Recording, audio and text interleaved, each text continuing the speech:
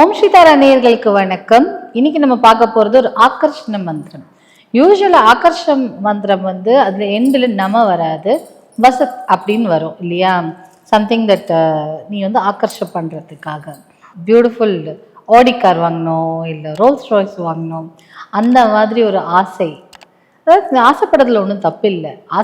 ஆசைக்காக மிச்சவங்களை கஷ்டப்படுத்துறது தான் தப்பே தவிர, ஆசைப்படலாமே, கனவு காணுங்கள் தானே சொல்லியிருக்காங்க. நம்ம ஜாலியாக கனவு காணலாம்.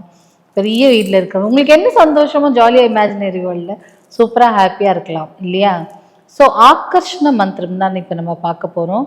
நீங்கள் ஒரு வீடு வேணுமா, இல்லை ஒரு வாகனம் வேணுமா, அந்த மாதிரி லக்ஸூரியஸ் லைஃப், மெட்டீரியலிஸ்டிக் லைஃப்னு சொல்கிறாங்க. நகை, வீடு, வாகனம் அப்படின்லாம் மெட்டீரியலிஸ்டிக் லைஃப், லக்ஸூரியஸ் லைஃப்.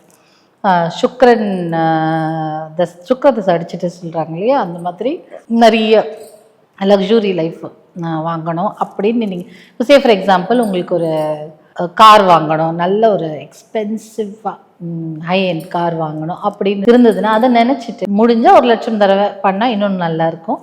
இல்லை எவ்வளோ முடியுமோ அவ்வளோ பண்ணலாம். அங்கேருந்து கை காட்டுறாங்க, கம்மியாக சொல்லுங்கள் மம்மி, கம்மியாக சொல்லுங்கள் மம்மின்னு.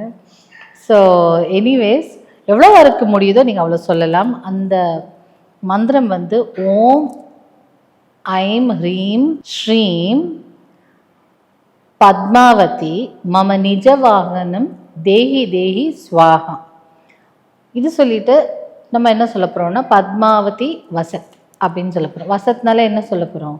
ஆகர்ஷணம் பண்ணக்கூடியதுன்னு சொல்கிறோம். ஓம் ஐம் ஹ்ரீம் ஸ்ரீம் பத்மாவதி மம நிஜ வாகனம் தேஹி தேஹி ஸ்வாஹா.